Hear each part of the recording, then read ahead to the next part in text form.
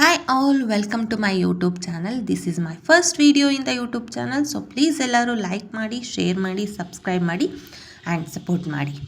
ಇಲ್ಲಿ ನಾನು ಮಾಡ್ತಾ ಇರೋದು ಶೇಂಗಾ ಚಿಕ್ಕಿ ಅಂದರೆ ಕಡಲೆ ಮಿಠಾಯಿ.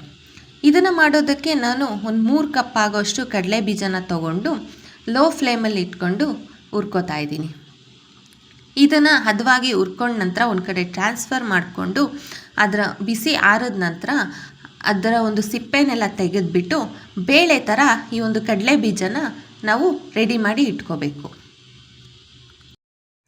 ಹೀಗೆ ಬೇಳೆ ಥರ ರೆಡಿ ಮಾಡಿ ಇಟ್ಕೊಬೇಕು. ನೆಕ್ಸ್ಟು ಒಂದು ಬಾಣಲಿಗೆ 2 ಕಪ್ ಬೆಲ್ಲ, 1 ಕಪ್ ನೀರನ್ನು ಹಾಕ್ತಾಯಿದ್ದೀನಿ.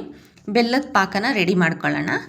ಈ ಒಂದು ಬೆಲ್ಲದ ಪಾಕ ತೀರಾ ತೆಳುವಾಗೂ ಇರಬಾರ್ದು, ತೀರಾ ಗಟ್ಟಿಯಾಗೂ ಇರಬಾರ್ದು. ಹದವಾಗಿದ್ದರೆ ಮಾತ್ರ ಕಡಲೆಕಾಯಿ ಬೀಜ ಎಲ್ಲ ನೀಟಾಗಿ ಹೊಂದ್ಕೊಂಡು ಚಿಕ್ಕಿ ಟೆಕ್ಸ್ಚರ್ ಬರೋದಕ್ಕೆ ಸಾಧ್ಯ. ಈಗ ಇದು ಪಾಕ ಆಗಿದೆಯೋ ಇಲ್ವೋ ಅಂತ ಚೆಕ್ ಮಾಡ್ಕೊಳ್ಳೋದಕ್ಕೆ ಒಂದು ಬೌಲಲ್ಲಿ ನೀರಿಟ್ಕೊಂಡು ಅದಕ್ಕೆ ಬೆಲ್ಲದ ಪಾಕನ ಹಾಕಿದಾಗ ಅದು ಅಂಟಂಟಿರೋದಿಲ್ಲ. ಆಗ ಅದು ಪಾಕ ಹದವಾಗಿ ರೆಡಿ ಇದೆ ಅಂತ ಅರ್ಥ. ನೆಕ್ಸ್ಟ್ ಈ ಪಾಕಕ್ಕೆ ನಾವು ಗ್ರೈಂಡ್ ಮಾಡ್ಕೋಬೇಕು. ಏನು ಕಡಲೆಕಾಯಿ ಬೀಜನ ರೆಡಿ ಮಾಡಿ ಇಟ್ಕೊಂಡಿದ್ವಿ ಅದನ್ನು ನೀಟಾಗಿ ತರ್ತರಿಯಾಗಿ ಗ್ರೈಂಡ್ ಮಾಡ್ಕೋಬೇಕು. ಗ್ರೈಂಡ್ ಮಾಡಿಕೊಂಡು ಅದನ್ನು ಪಾಕಕ್ಕೆ ನೀಟಾಗಿ ಹಾಕಿಬಿಟ್ಟು ಹೊಂದ್ಕೊಳ್ಳೋವರೆಗೂ ಅದನ್ನು ಮಿಕ್ಸ್ ಮಾಡಬೇಕು. ಇದಕ್ಕೆ ನೀವು ಆಪ್ಷನಲ್ ಆಗಿ ತುಪ್ಪ ಕೂಡ ಯೂಸ್ ಮಾಡ್ಬೋದು. ನಾನಿಲ್ಲಿ ತುಪ್ಪ ಯೂಸ್ ಮಾಡಿಲ್ಲ. ನೆಕ್ಸ್ಟ್ ಅದೆರಡು ನೀಟಾಗಿ ಹೊಂದ್ಕೊಂಡ್ಮೇಲೆ ನೀವು ಒಂದು ಸೈಡಲ್ಲಿ ಒಂದು ಪ್ಲೇಟ್ಗೆ ತುಪ್ಪ ಅಥವಾ ಎಣ್ಣೆನ ಸವರಿ ಎತ್ತಿಟ್ಕೊಂಡಿರಬೇಕು.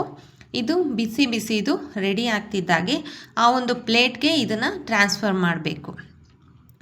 ಬಿಸಿದು ಟ್ರಾನ್ಸ್ಫರ್ ಮಾಡಿದ್ಮೇಲೆ ನಿಮಗೆ ಯಾವ ಶೇಪ್ ಬೇಕು ಅಂತ ಇರುತ್ತೋ ಆ ಶೇಪ್ಗೆ ನೀವು ಮಾರ್ಕ್ ಮಾಡ್ಕೋಬೇಕು. ಕಟ್ ಮಾಡಬಾರ್ದು, ಮಾರ್ಕ್ ಮಾಡ್ಕೋಬೇಕು. ಮಾರ್ಕ್ ಮಾಡಿಕೊಂಡು ನೀವು ಅದನ್ನು ಬಿಸಿ ಆರೋದಕ್ಕೆ ಬಿಡಬೇಕು. ಬಿಸಿ ಆರಿದ ನಂತರ ಆ ಒಂದು ಶೇಪ್ಗೆ ನೀವು ಚಿಕ್ಕಿನ ತಗೋಬೋದು. Thanks for watching. Please do subscribe to my channel.